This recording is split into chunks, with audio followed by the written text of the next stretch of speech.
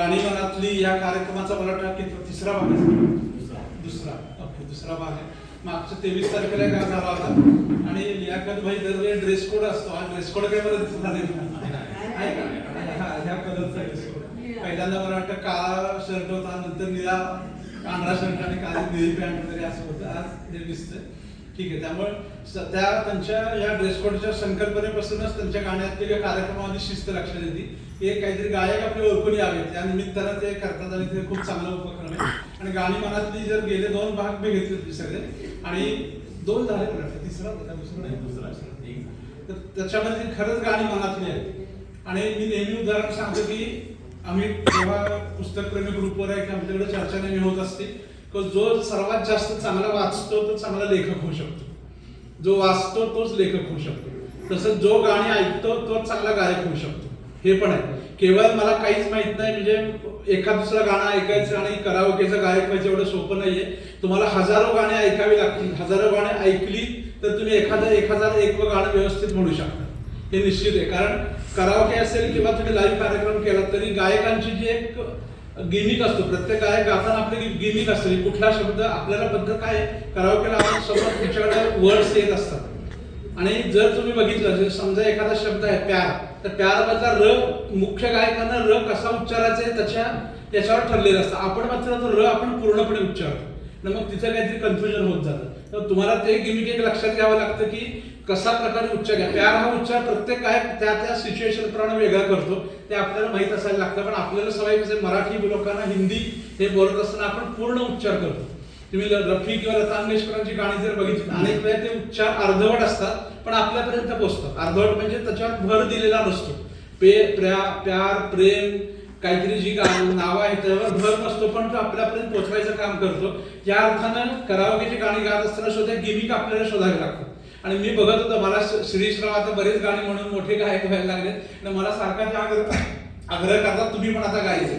पण जोपर्यंत मी यातलं सगळं गिमिक शोधणार नाही तोपर्यंत मी गाणार नाही. गाईन एक दिवस इथं लियाकत भाई सुद्धा मला म्हणतात, पण तोपर्यंत त्यातलं जे तंत्रज्ञान कळेल तोपर्यंत की कशा प्रकारे ते वापरलं जातं. कारण गायकांचं पण एक तंत्र आहे, प्रत्येक गायकाचं तंत्र आहे की तुम्ही मुकेशची गाणी, मला लियाकत भाईंचं मी कौतुक केलं होतं की आतापर्यंत मुकेश किंवा इतरांच्या गाण्याचा सर्वोत्कृष्ट आवाज लियाकत भाईंचा असं मी मागेच सांगितलं होतं की ज्या प्रकारची गाणी म्हटली जातात. पण आपल्याला अनेक वेळा काय वाटतं की आपण मूळ गायकाच्या तोडीचं किंवा त्याची नक्कल करायचा प्रयत्न करतो, हे अपेक्षित नाहीये. तुम्ही ते गाणं सुरात स्वतःच्या आवाजात म्हटलं ते लोकांपर्यंत पोहोचणार आहे. पण आपल्याला काय वाटतं की मुकेशचा आवाज आहे किंवा महेंद्र कपूरचा आवाज आहे, पहाडी आवाज आहे, उंच आवाजात बोललं की महेंद्र कपूर झाला, थोडा अनुनासिक किंवा नाकातला आवाज काढला की मुकेश झाला, असे आपले गैरसमज आहे. पण तुमचं जे मुकेश, मोहम्मद रफी, महेंद्र कपूर, लता मंगेशकर, आशा भोसले यांची गाणी तुम्ही त्या पद्धतीने लोकांपर्यंत पोहोचणं सुद्धा महत्वाचं आहे. त्यासाठी ती गाणी मूळ गायकांनी कशी म्हटली हे बघणं सर्वात ऐकणं सर्वात महत्वाचं आहे. तर तुम्ही जेवढे जास्त ऐकाल तेवढं जास्त चांगलं गायक तुम्ही होऊ शकाल. रंगोली मी नेहमी उदाहरण देतो. रंगोली गेले 40 वर्ष कार्यक्रम सुरू आहे एकमेव.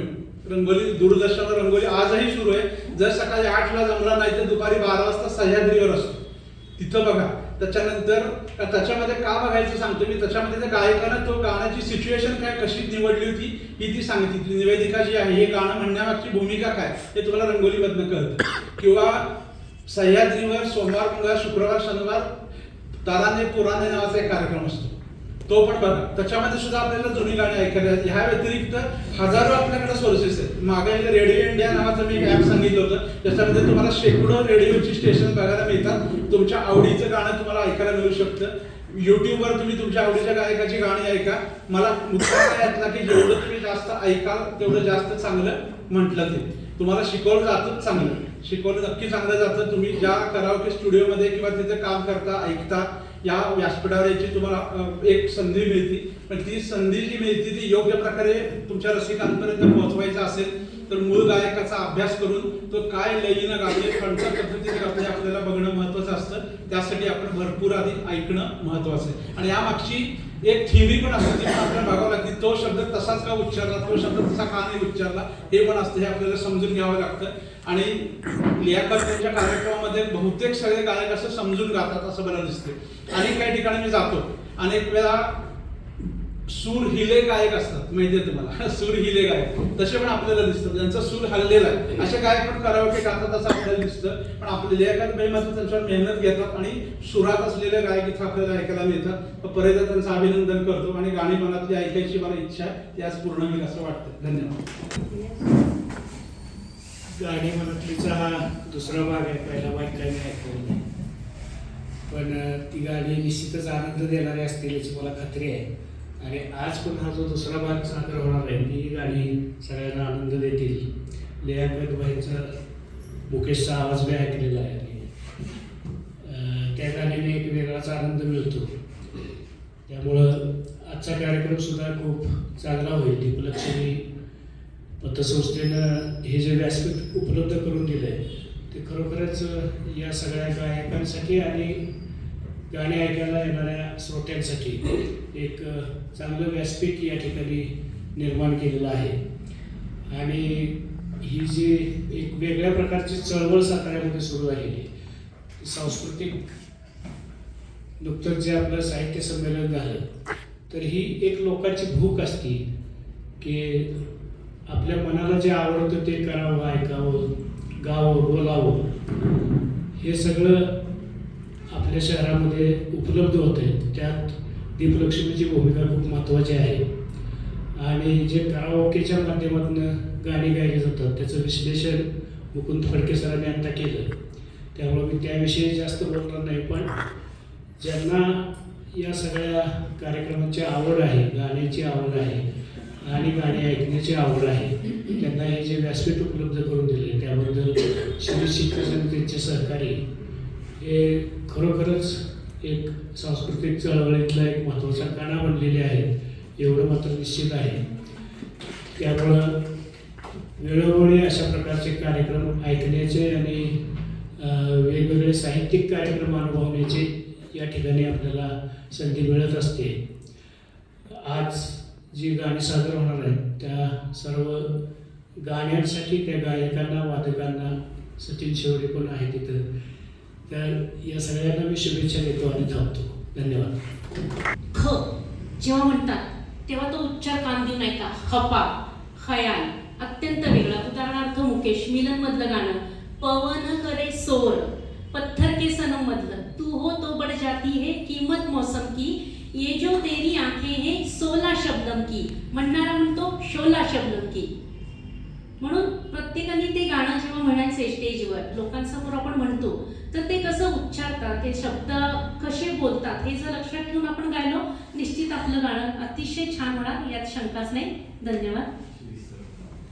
शिरीष चिटणीस सर आपलं मनोगत व्यक्त करत आहेत. आज गाणी मनातल्या या कार्यक्रमासाठी ज्यांनी अमिताभ बच्चनची मुलाखत घेतली ते दैनिक प्रभातचे संपादक या ठिकाणी उपस्थित आहेत, श्रीकांत कात्रे. त्यांनी बच्चनची मुलाखत घेतली म्हणून या टाळ्या नाही. तर सातारचं सांस्कृतिक वैभव कसं वाढवावं, कारण आपण सर्वजण शेवटी बातमीची भुकेला असतो. आपलं नाव कुठं किती मोठा माणूस असतं त्याला असं वाटतं की आपलं पेपरमध्ये नाव आलं पाहिजे. ज्यावेळेपासून पूर्वीच्या कालावधीमध्ये ते दैनिक सकाळचे संपादक होते. दैनिक सकाळ सातारा जिल्ह्यामध्ये डेव्हलप करण्यामध्ये त्यांचा मोठा वाटा आहे.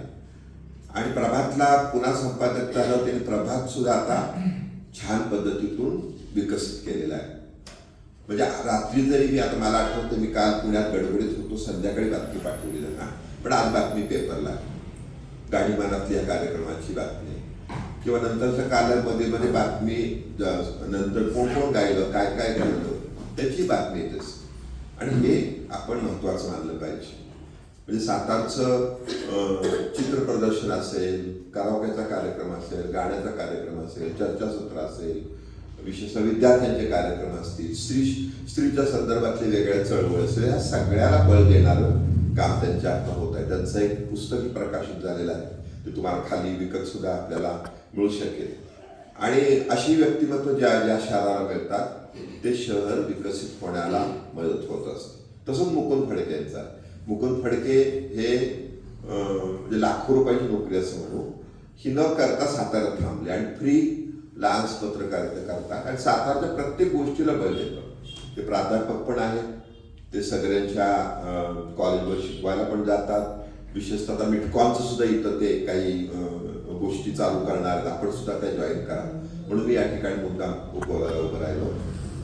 गाणीमानात ह्या कार्यक्रमाचा लियाकत शेख यांचा दुसरा कार्यक्रम आहे. मला वाटतं विजय साबळेंचा पण गाणीमानातले हा कार्यक्रम एक झालेला आहे किंवा पूर्वी सुद्धा झाले असावे. ही सगळी एकाच पठडीतली मंडळी आहेत. कुणी या ग्रुपमध्ये असतो, त्या ग्रुपमध्ये असतो, पण सर्वजण एकत्रितरित्या कार्यक्रम करत असतात. मी नक्की सांगू शकतो की कराओके हे एक आपल्या सर्वांना मिळालेलं देणगी असं म्हटलं तर वावगं ठरणार. त्याचं ज्वलंत उदाहरण म्हणजे 3 तारखेला माझ्या नातवाची मुंजी होती आणि 2 तारखेला मुलगी म्हणत होती नको कार्यक्रम घ्यायला, गडबड आहे असा. मी म्हटलं नाही, मी करतो, मी या. आणि तिथं मी कार्यक्रम आम्ही केला 3 तासाचा. थांबतच नव्हतो कोण गाणी म्हणायचं थोडक्यात. मग ते अमेरिकेतले आलेले पाहुणे गाणी म्हणत होते, इंग्लंडमधले आलेले म्हणत होते, पुण्यातले सगळेच म्हणत होते आणि प्रत्येक जण चांगल्या पद्धतीनं गाणं म्हणतो. मी मुद्दाम आता त्यांना ती लिंक पाठवली लियाकत शेखला. अर्थ असा होतो की तुम्ही नुसता इथं गात नाही, तुम्ही तुमची फॅमिली, तुमचं वेगवेगळे कार्यक्रम या माध्यमामध्ये तुम्ही लीड करू शकता, तुम्ही नेतृत्व करू शकता. ते तुम्ही करावं अशी मी तुम्हाला या ठिकाणी विनंती करतो. गाणं हे असं आहे की जे तुम्हाला नक्कीच सगळ्या तणावापासून मुक्तता देत असतं आणि त्यामुळे मी मुकुंद फडकेला सुद्धा हळूहळू तयार करतोय गाणं म्हणायला. आपले तयार होतील का नाही माहित नाही, पण आम्ही ट्राय करणार आहे. परंतु या ठिकाणी शेवटे पण आहे. म्हणजे मी जसं काल म्हटलं मुंजीचं विशेषतः माझ्या नातवाच्या मुंजीचं सांगितलं की ती छान झाली त्या गाण्याच्या कार्यक्रमामुळे, तसं माझ्या मुलीचं रिसेप्शन MIDCच्या ग्राउंडवर शाळेच्या जे चांगलं झालं ते शेवटे मोदे टाळ्या वाजवा त्यांच्यासाठी. कारण तसा तो हर मंडळी जरी असतात तरी थोडा काय कलाकार मंडळी असतात, त्याच्या मनात आलं तर ओके, नाही तर नाही ओके. त्या दिवशी नेमकं त्याच्या मनात आलं होतं. जेव्हा तिने जे एन्जॉय केलं मला अजून आठवत आहे, ती सारिका देशपांड्याकडे येते ती समोर उभी होती, गाणी ऐकल्याशिवाय गेलीच नाही. तास 2 तास अमेरिकेतली मंडळी होती, लंडनची मंडळी होती, जर्मनी, काय नाही त्या गाण्यामध्ये एवढी बेफाम झालेली होती की आणि ते फक्त म्युझिक होतं, मेडिकल होतं. तर हे सगळं आपल्या आयुष्यात प्रत्येकाच्या यावं. लियाकत शेख यांच्याबद्दल काय बोलायचं, माझे आवडते मित्र आहेत ते आणि विशेषतः त्यांच्याकडनं नम्रता घेण्यासारखे, लोकांना मदत करणं असेल, लोकांना मनापासून शिकवणं असेल, हे सगळं गुण त्यांच्याकडनं घेण्यासारखे आहेत. माझ्या माहिती आज बरेच जण आहेत, कारण काय मला तो हा सांगत होता आमचा, मी म्हटलं किती प्रेझेंट आणायचे, किती पुस्तक आणायचे, नाही म्हटलं 22 आणायचे. म्हटलं बरोबर आहे, म्हणजे क्लासचे बहुतेक सगळे विद्यार्थी असावे. पण आम्ही नवीन प्रयोग केलेला आहे. मी काकीला सांगू इच्छितो, मी आता ना केसरी दिवाळी विकत आणले होता. कारण जसं मुकुंद फडकेने सांगितलं की तुम्हाला गाणी भरपूर ऐकली पाहिजे, तसं वाचन सुद्धा तुम्ही भरपूर केलं पाहिजे. तेव्हा माझा आता याच्या पुढच्या कालावधीमध्ये प्रयत्न असेल की तुम्हाला वाचायला अशी काही पुस्तकं द्यावी की ज्याचा उपयोग तुम्हाला तुमच्या गाण्यामध्ये होईल, भाषणामध्ये होईल, घरामध्ये होईल, सगळीकडेच होईल. असा प्रयत्न मी नक्की करायचा प्रयत्न आहे. विशेषतः कात्रीनसाठी कात्रीन टाळ्या पुन्हा एकदा एवढं ते वाजवा की मला कोणी लेखक मला त्यांनी एक कॉलम लिहायला लावला आणि आता माझी 3 कॉलम चालू आहेत. आणि मग वेगवेगळ्या मासिकात सारखे मला बऱ्याच मासिकं मागणी करते.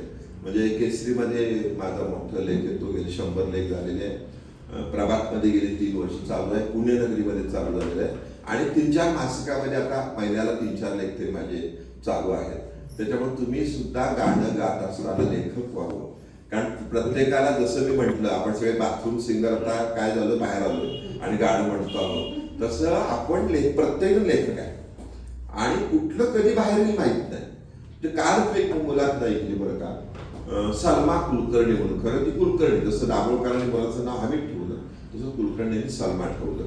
जिला गुजरातमध्ये गेल्यावर भाड्याने जागा मिळाली नाही, कारण नाव सलमा म्हणून थोडक्यात. म्हणजे दुसरं एक जोडपं होतं जिने विशेषतः आंतरजातीय, तिने आंतरजातीय होते, एक सविता कुरुंदवाडे होती आणि ती मुलाखत एवढी गाजली. सगळे होते, लक्ष्मीकांत देशमुख होते, तुमचे गांधी स्मारकला होतं.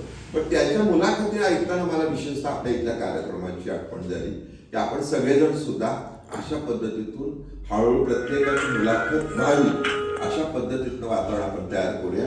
पुन्हा एकदा मी सर्वांचं या ठिकाणी स्वागत करतो, आभार मानतो. आणि आज तुम्हाला प्रत्येकाला विशेषतः जे गाणार आहेत त्यांना केसरीचा दिवाळी मिळणार आहे. तो मला प्रचंड आवडला म्हणून मी ते आणले, मी वाचला तो. आणि माझ्या लक्षात आलं की यात भरपूर मटेरियल असं आहे की लोकांपर्यंत ते पोहोचलं पाहिजे. तो प्रत्येकाला अंक आज मिळणार आहे. पुन्हा एकदा या ठिकाणी सर्वांचं स्वागत करतो. विशेषतः लियाकत शेख, मंजिरी दीक्षित, वनिता कुमार दिसत नाही, पण बाकी तुम्ही सर्वजण आहेत, तर सर्वांचं मी मनपूर्वक स्वागत करतो. धन्यवाद. वाजवूया. महाराष्ट्र राज्याच्या जिल्हा परिषद संघटनेच्या अध्यक्षपदी उपाध्यक्षपदी निवड झालेली आहे. अध्यक्ष नमस्कार. गाणेमानातली या कार्यक्रमाचं आयोजन माझे मित्र चिटणीस साहेबांनी केलेलं आहे. आता बरेच कार्यक्रम बुडले होते, परंतु आज जरा तब्येत बरी नसताना सुद्धा सचिन मी आलो. लियाकत शेख हे आमच्या जिल्हा परिषदचे आमचे कलीग अधिकारी होते ते, आणि माझे त्यांचे फार चांगले संबंध पहिल्यापासून आहे. तिथं सुद्धा आमच्या ऑफिसच्या लोकांना बरेच माहीत नव्हतं की गाणं गातात, मोहम्मद रफी गातात, किशोर गातात, हे माहीत नव्हतं. त्यामुळं लियाकत शेखनी बरीच टीम चांगली गोळा केली आणि कार्यक्रम चालू आहे. आणि साहित्य संमेलन संपलं, ग्रंथ मोठं संपला. साहित्य संमेलनात फडके साहेबांच्या पुस्तकांचे मान्य राज्याच्या मुख्यमंत्री हस्ते प्रकाशन झालं. फार चांगल्या गोष्टी लियाकत शेख साहेब घडल्या आता ह्या महिनाभरात 7-8 आणि तरीसुद्धा हा आमचा गाणेमानातली किंवा इतर एकंदरीत सांस्कृतिक सामाजिक कार्यक्रम शिवचितने कसोशीनं पार पाडत असतात. आणि आम्हाला म्हणून धन्यवाद. बरेच जण असे आहेत की समाजातली नेमकी वेसकी माणसं ते घेऊन नेहमी कार्यक्रमाला मूर्त स्वरूप देतात. त्याबद्दल त्यांना धन्यवाद. आमच्या रेस्टॉरंट मॅडम त्यांना देखील मुलकून काढलं माहीत नाही. जिल्हा परिषद आमच्या कर्मचारी आहेत आणि माझ्याबरोबर त्यांनी फार नवं काम केलं संघटनेचं. पूर्वीच्या काळात बरोबर असायच्या अगदी आमच्या खांद्याला, पण नंतर जरा अर्थ विभागात असल्यामुळं त्यांनी थोडंसं मागचं पाऊल घेतलं. एवढं तिथं मला सांगायचं या सगळ्यांचे संबंध माझे फार चांगले आहेत. लियाकत शेख साहेबांचे माझे फार जवळचे संबंध.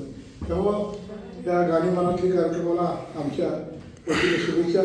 आणि त्या निवेदक आणि सगळेच एकंदरीत टीम चांगले. सचिन माझ्या माहितीप्रमाणे याला पण होता, काही साहित्य संमेलन होता. एकंदरीत चांगलं साहित्य संमेलन सातारा करून आपल्याला विनोद कुलकर्णी आणि त्याच्या टीममुळे पाहायला मिळालं, शिवेंद्र बाबांना पाहायला मिळालं. आणि महाराजा तुरा चिटणीस साहेब, तुम्ही 33वर जे मी सगळ्यांना बसता सांगतो की 33 हे जे 66व हे त्यांनी 33 वर्ष नाही झालेलं, ते 66व यांनी फार मोठं संमेलन लियाकत साहेबांनी केलं. ते चिटणीस साहेब त्यात मेन रोल होते. परंतु सगळ्याच ठिकाणी आपण पुढं असलं पाहिजे असा काही त्यांचा भाग नसतो. त्यामुळं ते बाकीचं संमेलन पहिल्या दिवशी त्यांनी जवळ बघितलं, नंतर 2 दिवस ते नव्हते, परत शेवटच्या दिवशी समारोपात ते इतके वेगळे होते. त्यांच्या मागच्या कोणती फोन करते, त्यांचा फोन मला पण त्यांना कळत नव्हता. तर त्यानंतर आमचा फोन झाला, तो सोडून द्या. परंतु फार मोठं साहित्य संमेलन त्या ठिकाणी आपल्या सातारला मिळालं. सातारातल्या बऱ्याच कलाकारांना किंवा संगीतापासून सगळेच अगदी जेवणापर्यंत सगळी व्यवस्था सातारकरांनी केली होती. अगदी अभिमानाची गोष्ट आहे. आम्ही विनोद कुलकर्णी त्याबद्दल धन्यवाद दिले, फोन केला, शिवाय त्यांच्याबद्दल आम्ही लाईक टाकलं. असंच सांस्कृतिक कार्यक्रम चिटणीस साहेब आपल्या माध्यमातून होत. 100 नंतर 151 तुम्ही घ्या कात्रे साहेब, आम्ही तुमच्या बरोबर आहोत. एवढंच त्या निमित्तानं आपल्याला आवाहन करतो. थांबतो. जय हिंद, जय महाराष्ट्र. काका पाटील यांचा सत्कार मंजिरी